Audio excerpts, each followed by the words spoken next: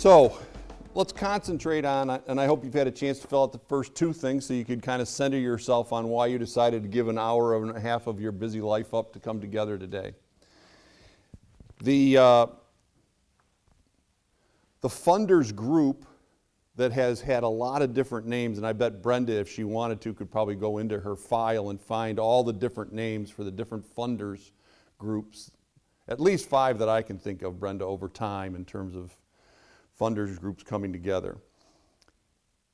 Well, God loved Becky Stankowski at Purdue. Becky said, I'll put my hand up and I'll try and herd these cats.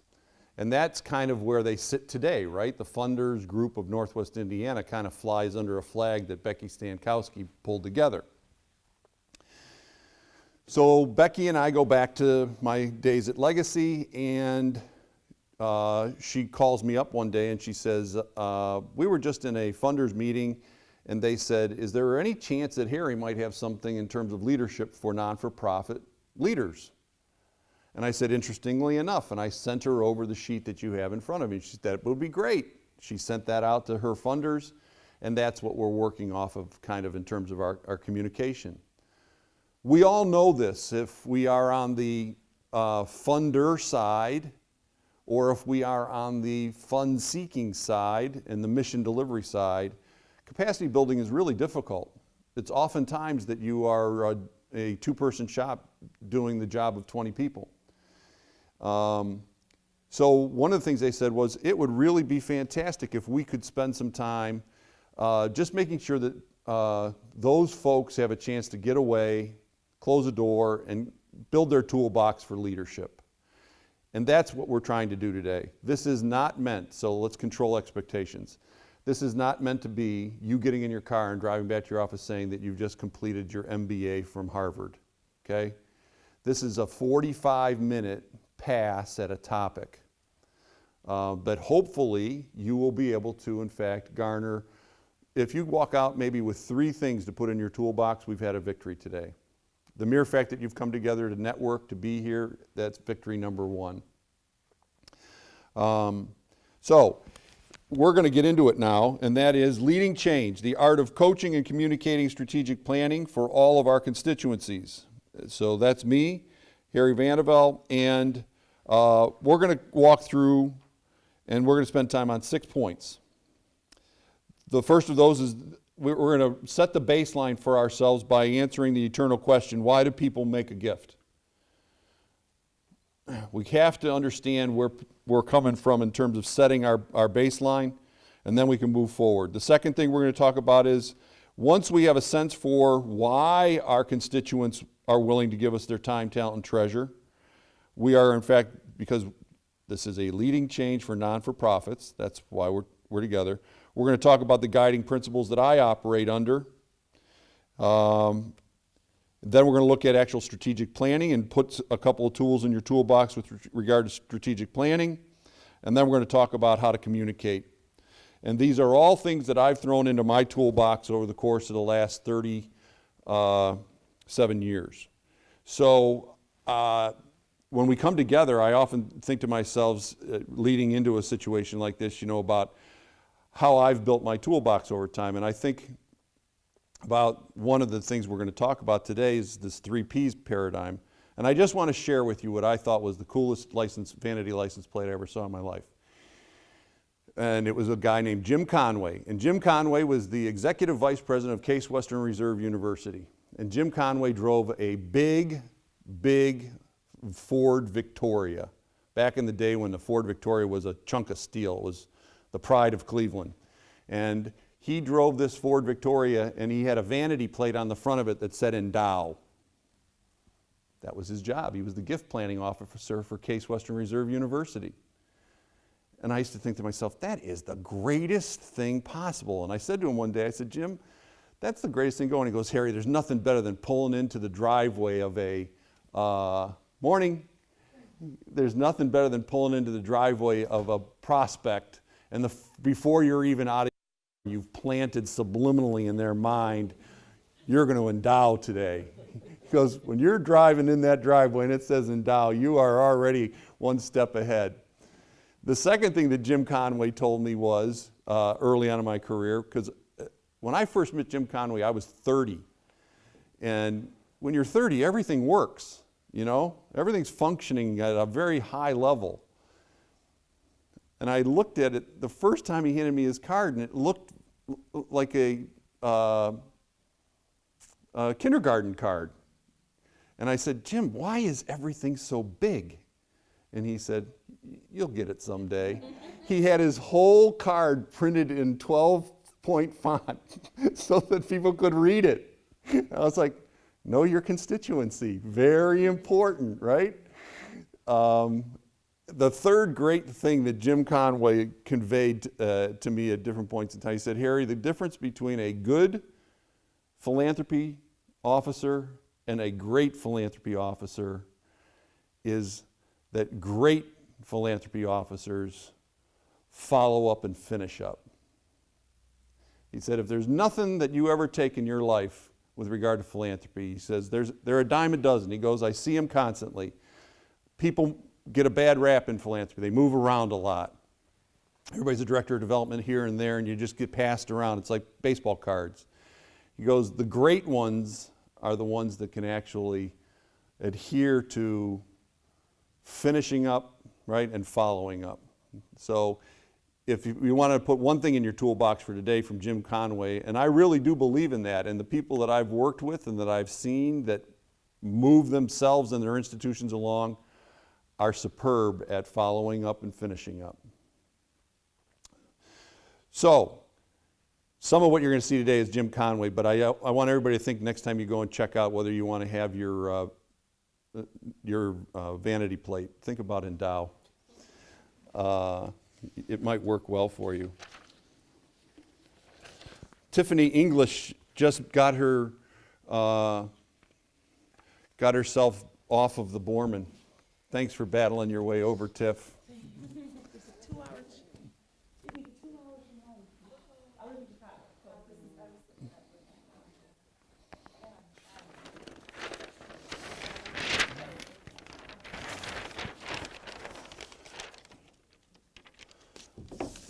Okay, first things first, as we take a look at today and our 47 minutes. We've all asked ourselves this. You've all been in rooms where this has been asked before. Why do people make a decision to give time, talent, and treasure? So we have to put ourselves in the mind of our constituent. Why are they going to be able to say to themselves at this point in time, according to the Chronicle of Philanthropy, 30 plus philanthropic solicitations of some form now a year. 15 years ago, it was half that. And 25 years ago, it was on the average of 5. The world's a very busy place. Need is continuing to grow. More and more people are engaged in some form of philanthropy. You can, in fact, go to lunch in downtown Chicago and walk past 3 to 4 different forms of philanthropy on the street corner. We've all experienced, as I thought it was a pretty good name, the Indiana University's fundraising school nicknamed them chuggers, charitable muggers. Save the Whales and all the other ones that we know about.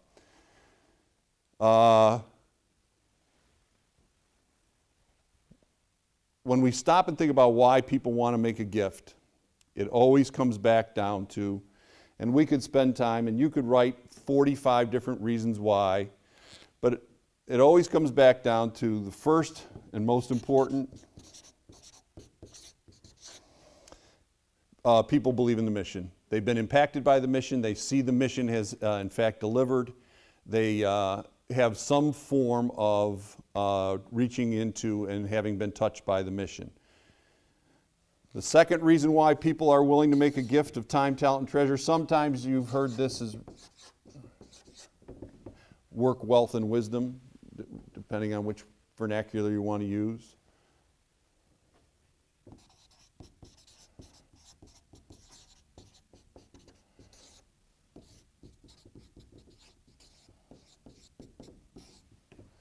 The second reason why is they believe in the leadership. So we always have to remember that we are in the people business. Everything that we do, I think every walk of life you're in the people business, but we're in a business where people give to people, right? People don't give to a pretty 3x5 card that they got in the mail that has less than 0.01% return in a direct mail house. People believe in the mission, people believe in leadership, and they believe in leadership on 3 different forms that we want to always keep in mind. The first of those is the internal staff leadership. They really truly believe that the people who are sitting in that executive level walk, breathe, eat, live the mission that they represent. They believe in the board. People have said to me in the past, geez, oh man, why do I have to have the board on everything? Why do we always have to have the board on the side of the letterhead? Why is the board always got the premier spot in the back? Why? Well, it's because people are reading and seeing who's a part of your leadership team, your board. The third thing in there that people oftentimes neglect when we talk about leadership that I think is really important, beyond the A-level leadership team and beyond the board, is the leadership in the community that's attached to you in multiple facets. It could be that Tom and Sally absolutely love you, but Tom and Sally really only show up for pancake breakfast once a month, and they really like cranking out the pancakes. But Tom happens to be the head of a bank, and Sally happens to be a gym teacher at the most popular school in town. Tom and Sally have as much sway in terms of leadership as sometimes your board chair. So as a leader internally, you have to have your antennae up to making sure that you see all of the different facets of leadership. The third reason why people give is they believe in,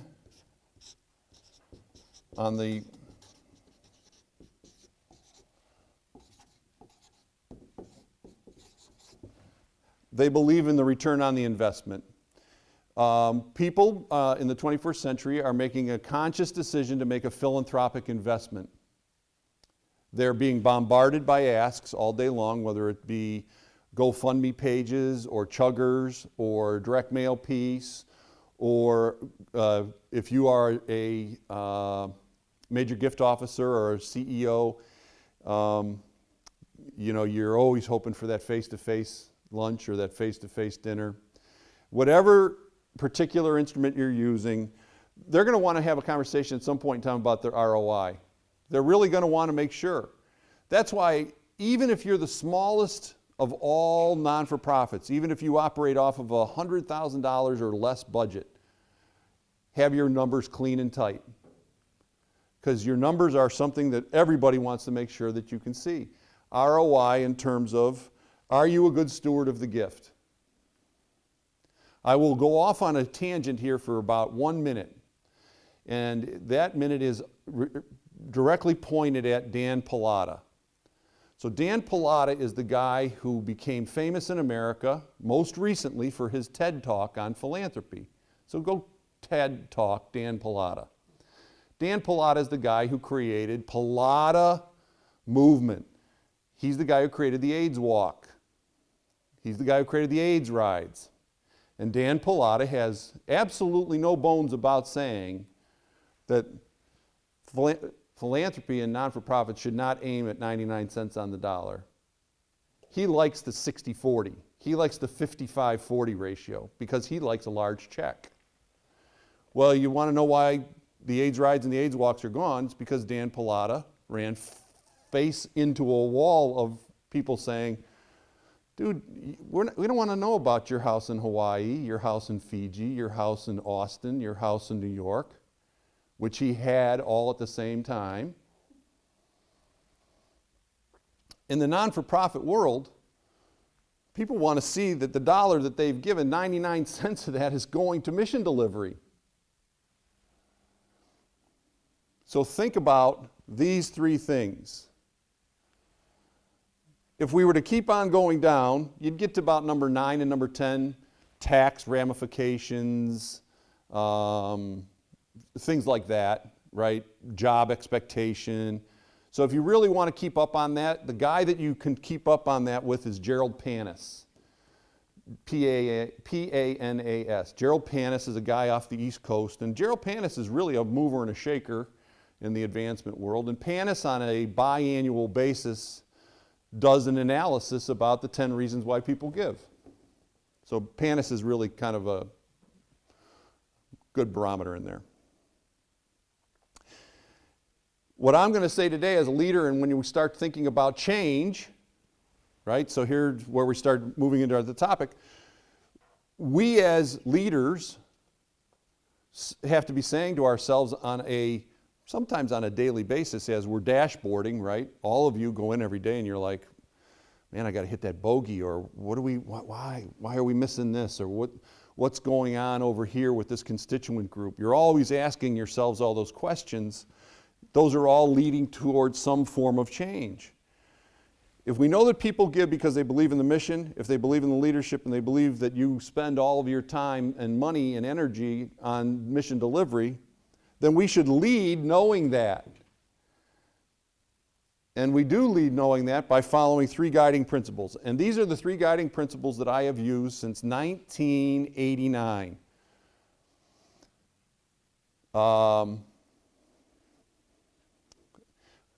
Unfortunately for Wendy, she's heard these ad nauseum, sorry. But I firmly believe, if nothing else from today, that if you take your phone out and get a snapshot of this one page, you're going to be a better non-for-profit leader. The first thing is that you must make all of your decisions with regard to mission delivery. Non-for-profits that move forward, advance, the term advancement, that really truly deliver are those who have blinders on to extraneous topics that get in the way of mission delivery. Make every decision, push through the first of those filters is mission delivery. There is no greater place on the face of the earth for creative thought than the committee of a non-for-profit. People will walk in and they will say the wackiest thing you've ever heard in your life. Hey, my cousin who lives in Poughkeepsie told me that they had this naked spaghetti run. What do you think? And the crazy thing is, 5 heads at the table will go, that sounds pretty good. I could kind of go for a naked spaghetti run. Let's do that.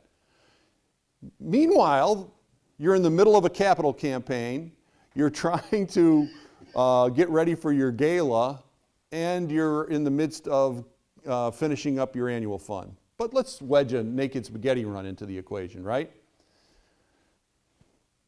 Mission delivery is what we do driving that. Number 2, constituent sensitivity. CS, constituent sensitivity. We answer to a lot of people. I want you to stop and think to yourself, holy cow, man, I have a lot of bosses. For those of us who live in the volunteer world, we have a lot of bosses. Are the decisions that I'm making, in fact, constituent sensitive? Case in point would be some of you have boards that you, in fact, have been with long enough now that you have emeritus board members. And we oftentimes spend time in development committee meetings or in governance meetings or in executive committee meetings saying, what are we going to do with Tom? You know, because we've already spent a lot of time saying, you know, Tom's violated the bylaws. He's really, you know, on year 43. You know, it's supposed to be 9 years and out. So you create the emeritus thing. Well, then you have to say to yourself, what are you going to do with the emeritus stuff? And how are we going to keep them engaged? And be sensitive of all your constituencies. People give to people, right? Be consistently sensitive to all of your constituencies. And thirdly, be fiscally responsible. Nobody, I'm going to, look at, I'm on camera, I'm saying this will be in front of the Lakeshore folks. I left the Legacy Foundation to go and become the president of Andrean High School.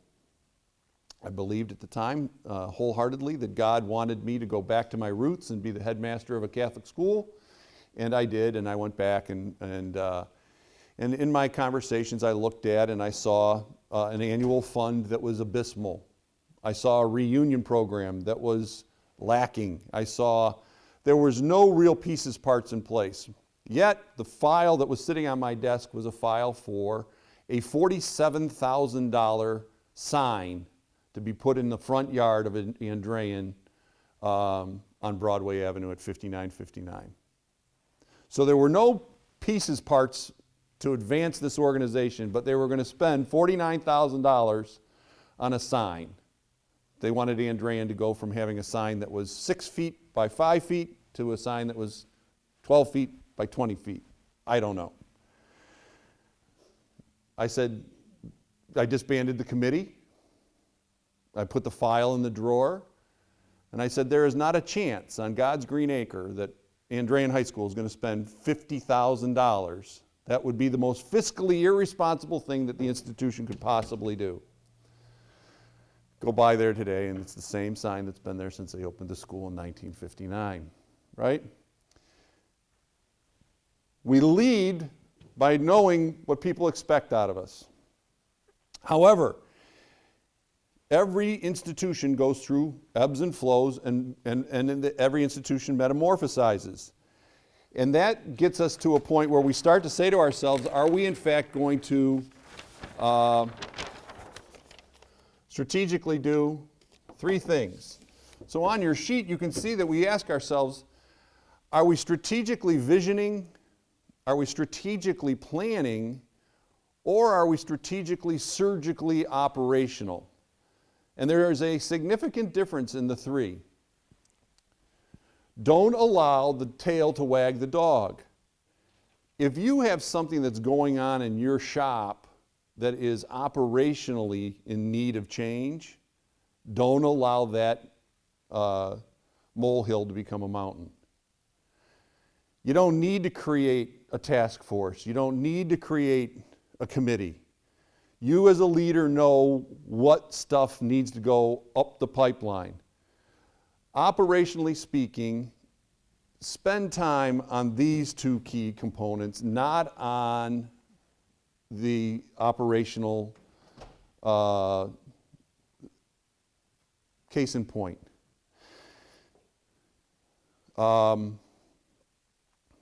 You're working with a group of 7 employees, and Sally has been your bookkeeper for the last 26 years, and Sally's going to retire.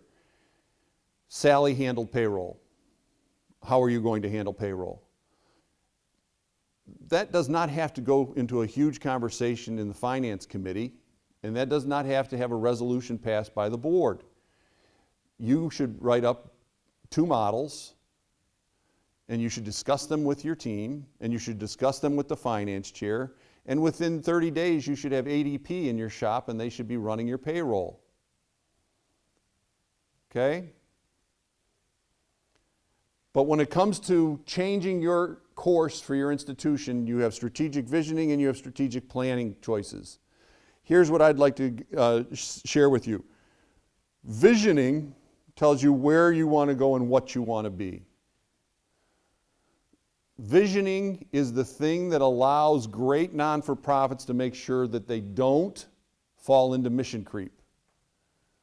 So for Bill and Brenda, they oftentimes will be able to sit at a grant committee meeting and they'll see a non-for-profit come ahead and they'll ask for a significant amount of money, and you'll say to yourself, man, that's not the Girls on the Run that I remember.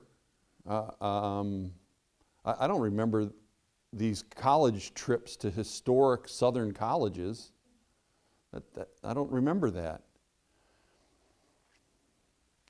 Girls on the Run might be, in fact, check chasing at that point in time. They may, in fact, be looking for revenue streams to bolster their institution.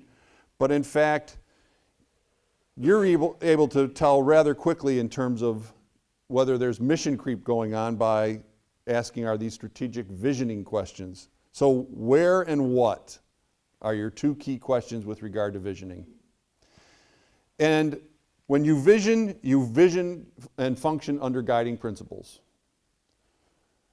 So a private high school will have guiding principles that say that every graduate, when they walk across the stage, will in fact be intellectually competent. That's a guiding principle.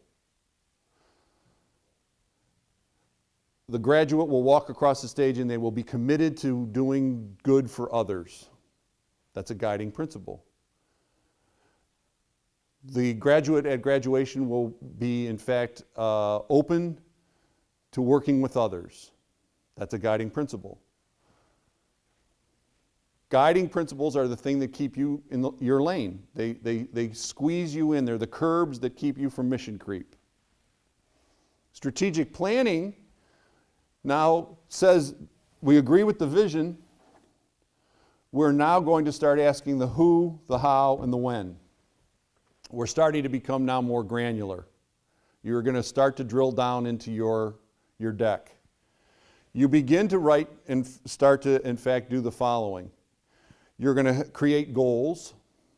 Goals, as we all know, are things that are, in fact, measurable, achievable, and, in fact, have someone assigned to them.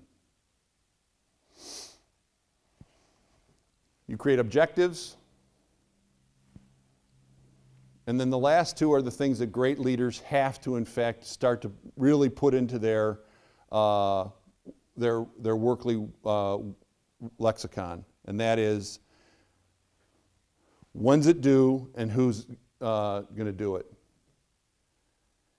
Over here, things are a little bit squishy, still a little bit in the gray area. Over here, you start to, in fact, have the rubber start to meet the road. Strategic planning is the who, the how, the when. Both of these are important for the topics that we had talked about.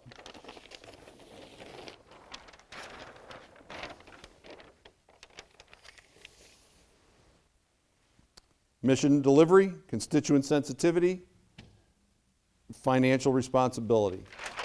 All of it comes back to those topics.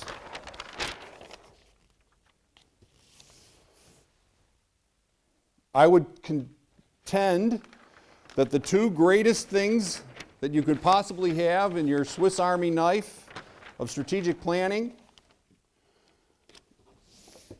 every single one of you should have a laminated card and keep it in your day timer, because you can accomplish more with a SWOT analysis in a meeting than anything else that you could possibly imagine. If you're in a committee meeting and somebody says, hey, why don't we have that naked spaghetti run?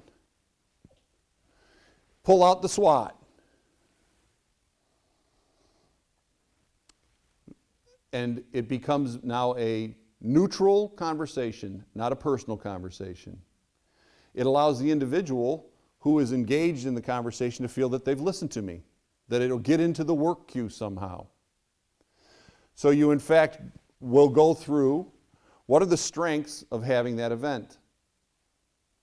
We look through the lens of mission, leadership, and ROI. What are the weaknesses of that event? What are the opportunities? And what are the threats? We've all been a part of some sort of SWOT. This is not, I just haven't recreated the Manhattan Project, okay? Let's keep this for real. But when you talk about strategic planning, it doesn't have to be the Manhattan Project. It can be staying in a very focused conversation with regard to what is in fact going to occur. And the SWOT can be done in 45 minutes, and you can in fact have had a good conversation. People feel included. There have been great opportunities for folks to in fact come to understand the topic. A SWOT analysis is one of the greatest tools you will have in your toolbox. In my opinion, the second thing on that great Swiss Army knife that every great leader has in their pocket, Wendy unfortunately has had to live through this. I believe in this. Wendy has actually probably heard people, Wendy and I used to work together, heard people say, oh wow, I shouldn't have brought that up. That's a nice to. If you as a leader can begin to have your committees, your volunteers, your board, your staff, your allied associations begin to understand the 3 Ps and how you work, you have a huge victory on your hands. There's only 3 things a non-for-profit can do. There's only 3. They can create a program, they can create a product, they can engage with people. Those are the only 3 things. You can put anything, if we were in a longer day, I would ask you to throw something out at me, I'll put it in a P. If you wanted to right now, you could go back to your desk, close the door, and you could say to yourself, what are the 3 Ps that I'm working on with my team, with my committee, with my board, with my allied organizations? And you would be able to put them all down. So an example would be,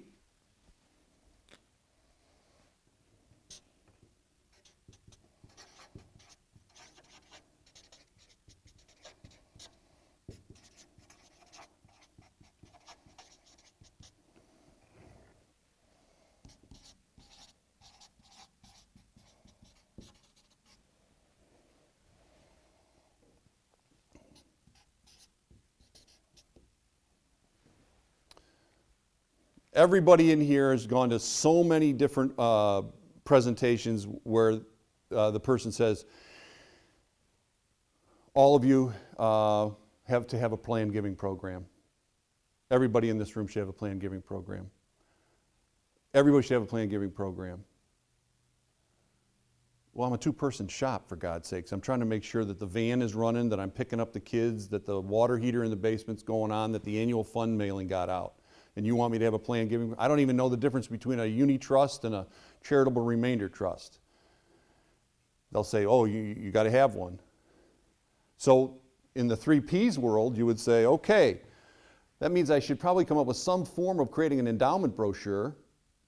That means that I should probably have some sort of a planned giving society where I can recognize somebody who's given me a will or a bequest or a farm or a truck or whatever it is.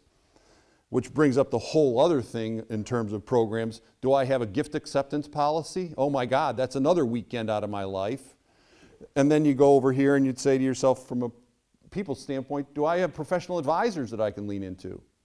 Well, I can tell you right out of the blocks, one of the greatest professional advisors that everybody in this room has is their community foundation. Go to your community foundation, because they can take care of a lot of this stuff for you really quickly. But you can say to yourself, that's one topic. It's planned giving. I could put down 15 more. If we really wanted to blow your mind and send you back to your office in a big, hefty bag of blob of Jell-O, that could occur, right? Because we could now put up here product. All right, I just said it. The product would be board gifts.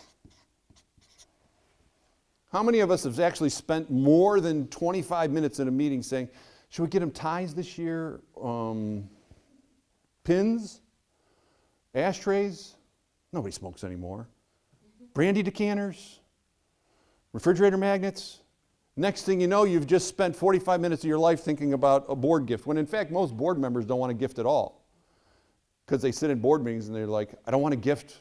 My gift to give me a gift for my gift to give me a gift. No. Program on the board. So you'd say, do we have in our Rolodex at work, can I reach into my file drawer and pull out board recruitment? And does it have all the stuff in there? The solicitation letter, the board disk or hard drive or whatever you're going to give them. What does that look like for you? And then on the people side,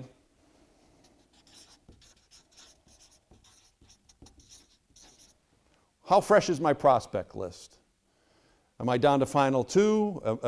Have I even gotten to it? Do I have 47 pages? So we could do this, we could go through the whole day. The point being,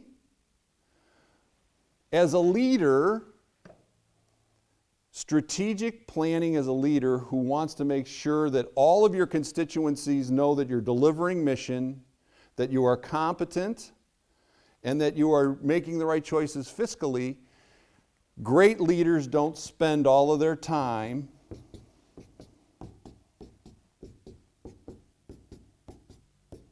on the nice twos. The naked spaghetti run is a nice two.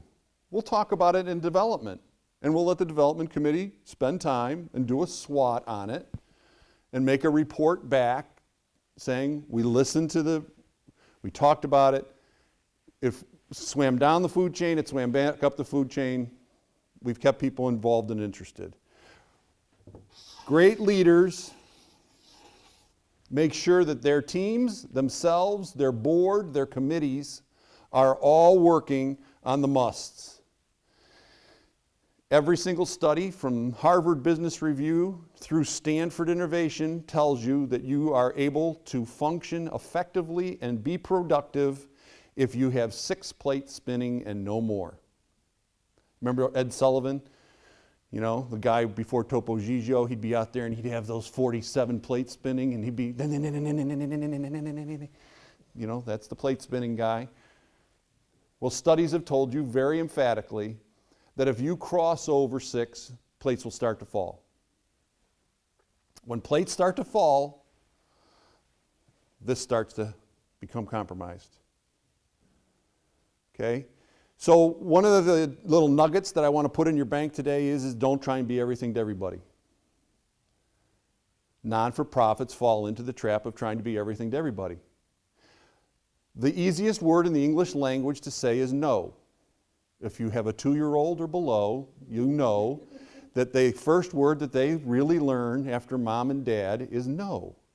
It's the easiest word in the English language to learn. But for some reason, it falls out of our wheelhouse when we become a part of a non-for-profit. Steve runs the food bank in Northwest Indiana. He gets a phone call on Friday, 2:37.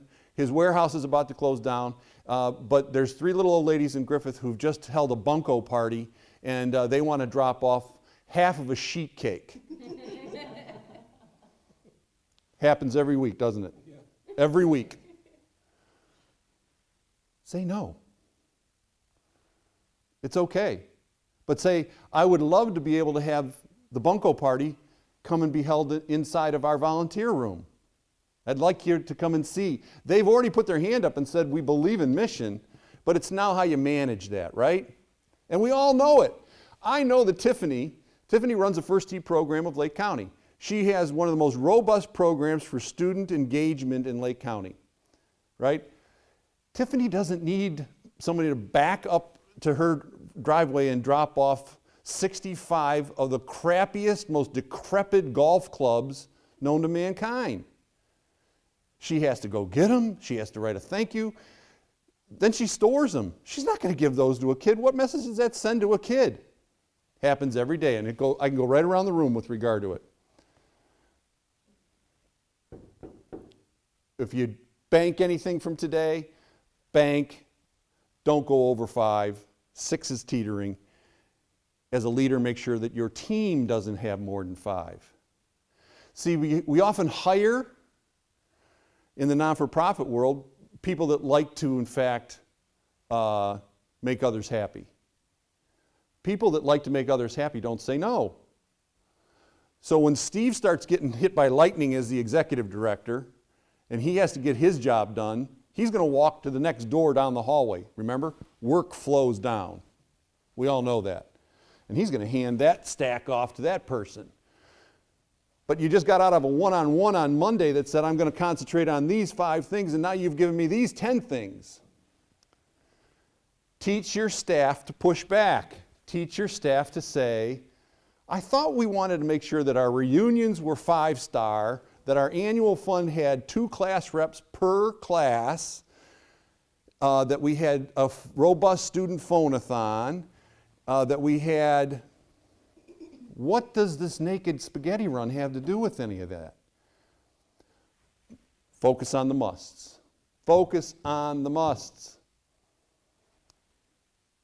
It keeps you, this is the easiest paradigm that I can think of for you. I went to the University of Dayton. Okay, I have to keep things very simple. This is as simple as it gets for me, but I've managed for 30 years to be able to move institutions forward by saying, is it a must or is it a nice to? Train your volunteers. It lets them start to see mission vision. It lets them begin to say, that's why we're not going to do that. You are able to really have your constituencies come to understand what's going on. Whoops. Okay. So kind of on the planning side, as a coach,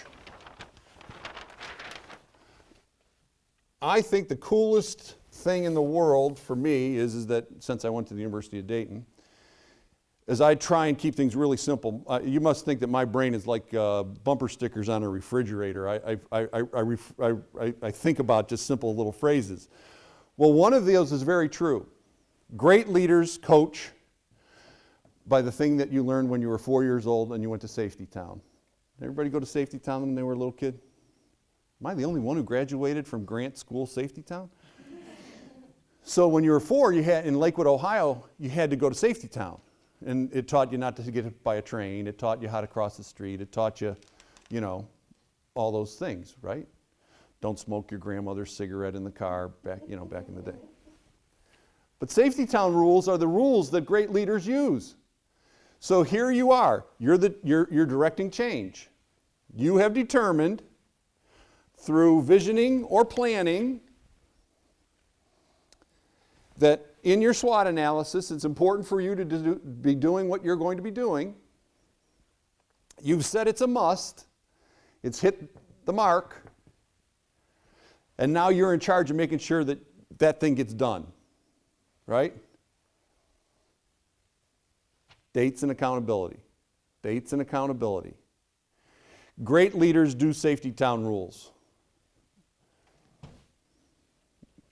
They sometimes say stop. Sometimes they don't say stop. They just, in fact, find a means by which that you can, in fact, slow things down. Old carpenters, right? Measure 3 times, cut once. Slow things down. Take a look. Steve is in the midst of moving from a 30,000-foot barn to a 70,000-foot new food bank. Steve, using Safety Town rules, has been able to, in fact, make sure that he hasn't made mistakes with regard to really expensive stuff, like $500,000 freezers. He has used Safety Town rules to, in fact, say, hold it, let's get a grip on that. We can start looking at and saying to ourselves, is there a better donor? Can we get a gift in kind? Do we have the right engineering specs on this? Has this gone through Feeding America? So he's using his different filters on the stop. Look both ways. Look both ways is really important because everybody in this room has a competitor. And when I say look both ways, I'm talking about both looking to your future, and I'm also saying look to your competitive side. Has somebody come along and are they starting to do the same things you do? Do you have one out there? Community foundations are constantly kind of battling with the fidelities of the world. Why should I create a donor-advised fund at the community foundation? I've got all my other accounts at Fidelity. I can create a donor-advised fund over there. Right? Well, Bill and Brenda go away and they create a nice little one-sheeter for when they sit down with a donor and say, these are the benefits of creating a donor-advised fund at the community foundation. So, look both ways and listen. Great leaders listen. The best skill that a leader can have is that of listening, actively listening. Active listeners are engaged in one of the three key principles, constituent sensitivity. Okay? Actively listen. It allows you to be able to pick up on things you haven't heard about. It allows you to, in fact, tweak your program as you're moving along. It allows you to, in fact, put something in your back burner when you, in fact, say, "Ooh, wow, I didn't know that the Johnsons really loved art. I'm going to put that in my back burner, and I'm going to come back and talk to the Johnsons possibly about a donation of a piece of art." And then proceed. This sounds very elementary, I know. But once again, nothing up here has been Harvard MBA. Safety town rules are something that great leaders have.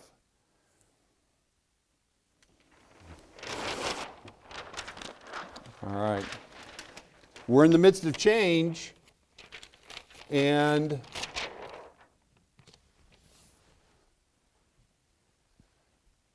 we know that there's an old saying in coaching that you're going to win championships when you got the horses that pull the wagon, okay? And here's my next communication and strategy situation is coach by knowing your team.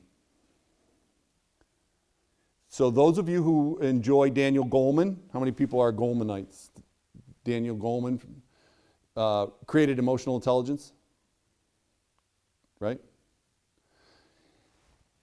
Daniel Goleman is probably the closest thing you'll find to somebody who says no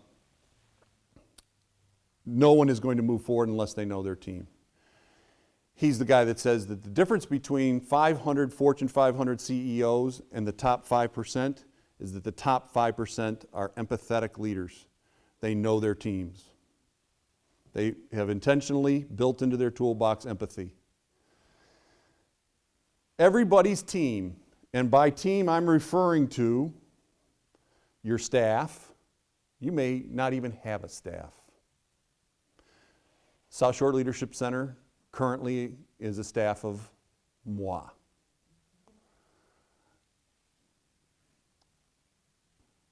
Your board is your team. Your volunteers are your team. Consultants are a part of your team. Your allied organizations are a part of your team. And it could go on and on and on. If we wanted to spend time over here on the 3 Ps in the people category, we would list all kinds of constituents out and we would begin to then prioritize. We'd look at alumni. We'd look at past donors. We would just pepper this whole wall with all the different people. And we would prioritize them into being a part of the team. Because one of the greatest parts of non-for-profit life, in my opinion, is that when we look at philanthropy, love of your fellow man, right? At the core of the very word is that we get to be a part of and be able to benefit from and bank the chips of our relationships with other humans. That's the greatest part of our life, is that we get to fulfill the simplest model that has ever been placed in front of mankind, and that is to love each other. And when you build your team with that in mind, that you're going to come to know them and make sure that they experience success, that's what a great coach does. Great coaches don't put people in positions to fail. You won't have your job long. Great coaches put people in positions so that they can be successful. We all know this. Some of us are in families where you have a child or you have a partner. They're an unbelievable starter. You want that person when you're going to kick off a new program. They are going to get out there and they're going to get that garage completely pulled apart. They're going to have stuff and laying in the driveway from the curb all the way to the garage. They're phenomenal. You know that they are not going to sweep the garage. They are not going to paint the garage. They are not going to label the new hooks. They are not going to clean up each farm implement before they put it into the garage.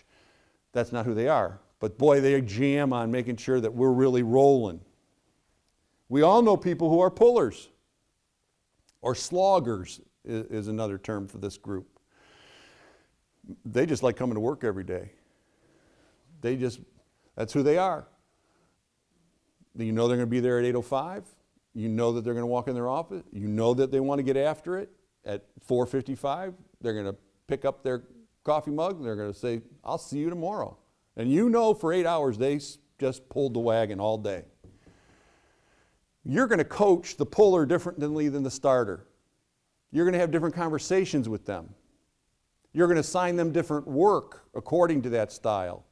Some of us also know that we have great finishers. You know, I don't want to be in meetings. I'm not a meeting person. I don't care.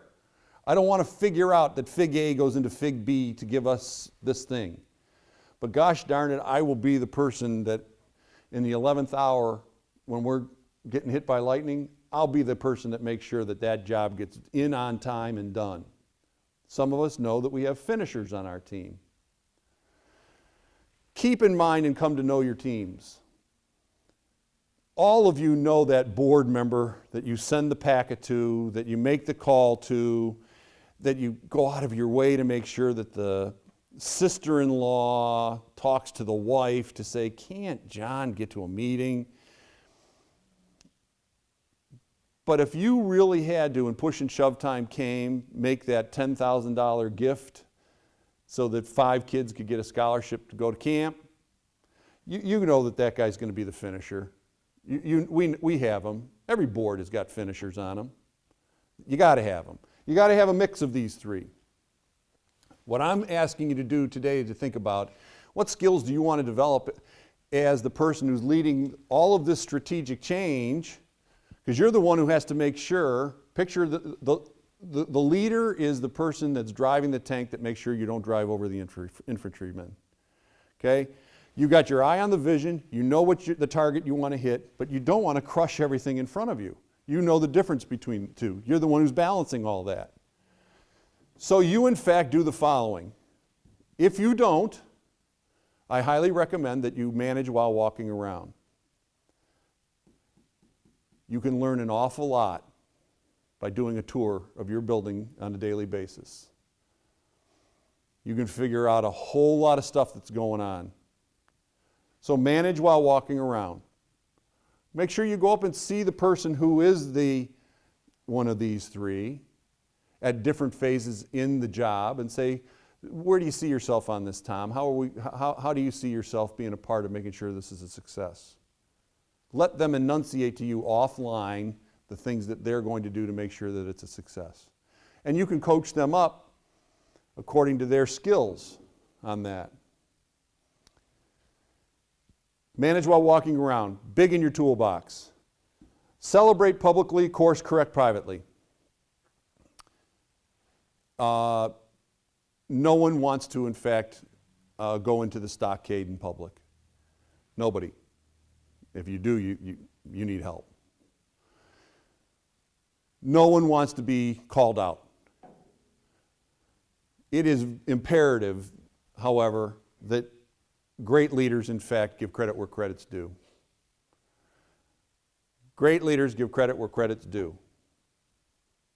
You can't be the person that takes the spotlight all the time, because it doesn't happen that way.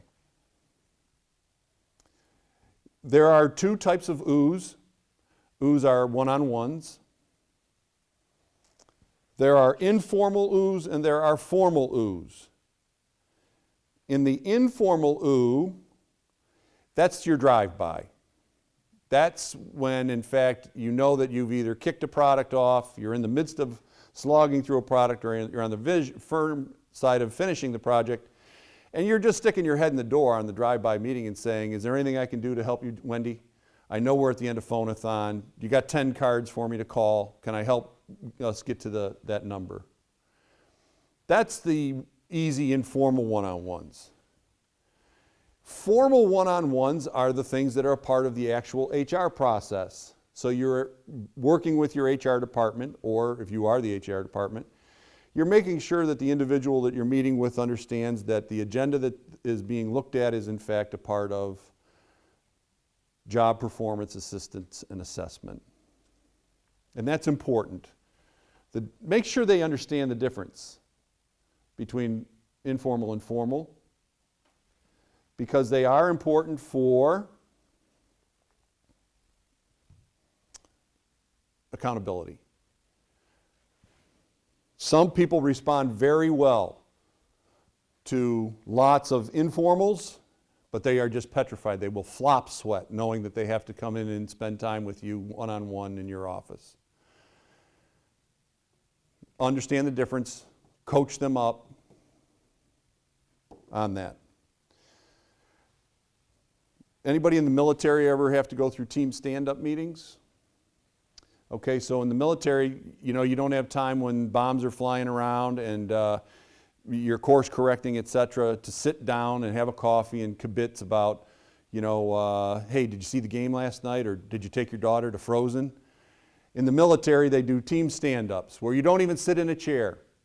The team comes together, you stand at the table, and you go around the room as a team, so that you say to yourself, calendar for the week shows that we have a fun run on Saturday. Finance, all of the cash boxes ready to go. Yes. And you just work your way right around and you make sure that the team is square and ready to go that week. Steve has got a large food distribution.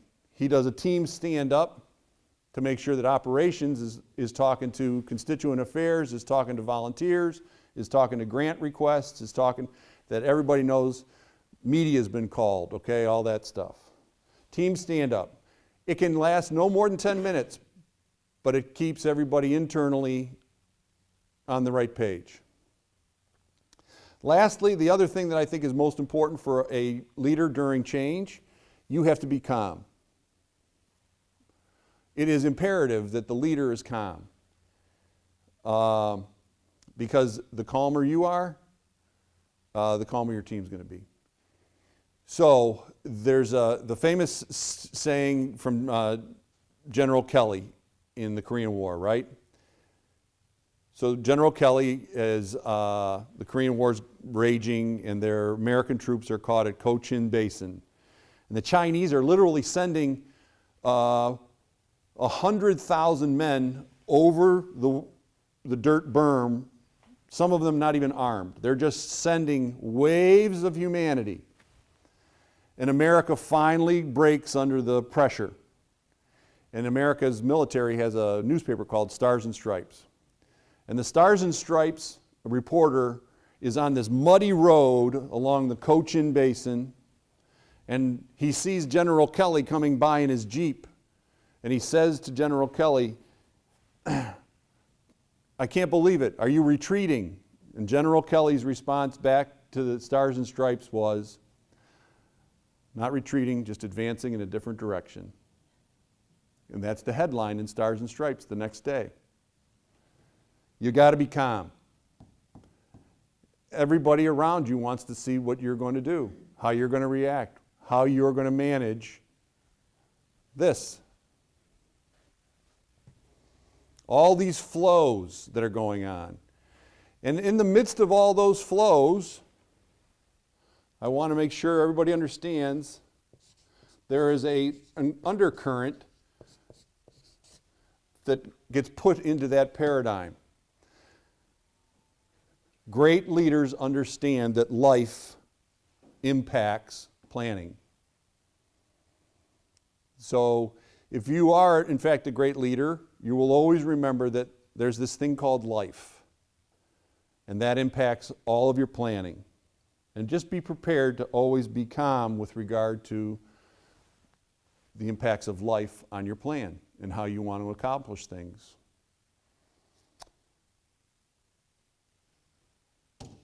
Great leaders know the difference with regard to the last line in terms of strategic planning and getting things done.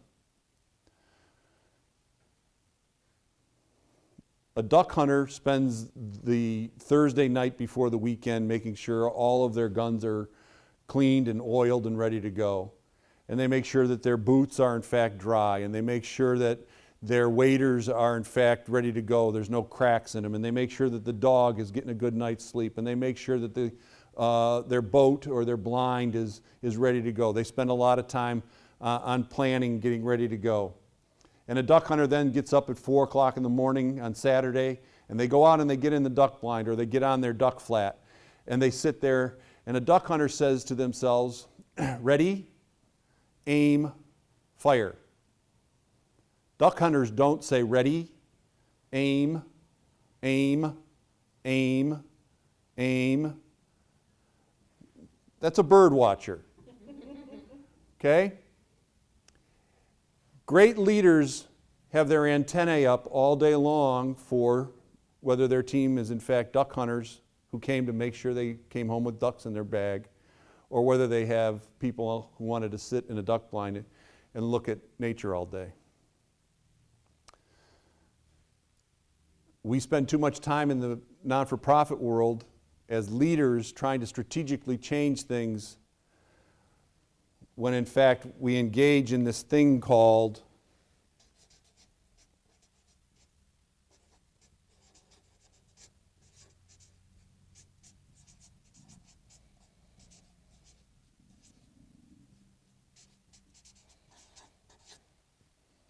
the ministry of hurt feelings. If you've ever been in the for-profit world, there is no ministry of hurt feelings. You get a pink slip, you get a box, and you get an elevator pass. You didn't get it done. You came to work every day and you were a bird watcher. Well, you're a bird watcher in the for-profit world, you are going to be out of a job very quickly. And all I'm saying is, in the non-for-profit world, when we want to make sure that we go through significant change, when we've spent a lot of time on this because we want to fulfill this, it comes back to this. We have our own return on investment. We have our own group of stakeholders. They're called donors. And they want to see return on investment. And they want to see that we're leading effectively and we know what we're doing. And they want to see mission delivery. And what I'm saying is that too often times in the non-for-profit world, we allow bird watchers to be the end of our career. We allow people who have fallen into jobs because Aunt Susie was the CEO from 4 regimes ago's aunt, and she got a job working in the annual fund department, and to this day she doesn't understand what a thank you note is. Don't fall prey to being a part of the ministry of hurt feelings. Communicate. Communicate during the safety town rules, right? Communicate in your one-on-ones. Spend the time to make sure that that human treasure that you've been given is in fact fulfilling for you the promise that you have for them. Or be fair and be kind. Nobody wants to be in a job where they are frustrated and they don't know what they're supposed to be doing and it's just a check every 2 weeks. Not most people. Most people want to have a sense of accomplishment every day. So the last thing I can say in terms of strategic planning and communicating and moving forward is duck hunting is what we're about, not bird watching. And the last thing that we don't do very well in the non-for-profit world, and we have to do a better job of, we don't do a very good job celebrating. We are so exhausted by the time something gets taken care of that we know that there are 35 other things that are already in the work queue, and they're just pouring down on us, man. They are just pouring down. I picture non-for-profit leaders as constantly drinking from the fire hose. They really never have a chance to take a break. And what I'm saying is that if you build into the culture of your institution celebration, it'll be one of the most healthy things you can do in terms of mission celebration. The leadership feels like they've been able to accomplish something. People begin to see your ROI is in fact what you've said it was. You're able to in fact really and truly advance your institution.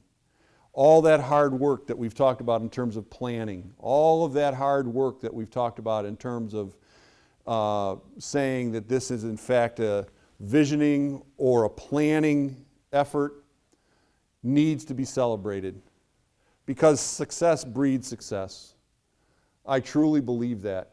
Institutions that don't take the time to talk about their successes aren't in fact setting themselves up for future successes. So I'll conclude by simply saying that you as a non-for-profit leader have a lot of things that are on your plate. I understand that. And I hope that today you're able to take away and put maybe 3 or 4 of these things in your toolbox and utilize them. Use them in committee meetings. Use them in your staff meetings. Use them yourself in terms of what you're going to be able to accomplish in either short-term or long-term advances for what you spend your time, talent, and treasure on.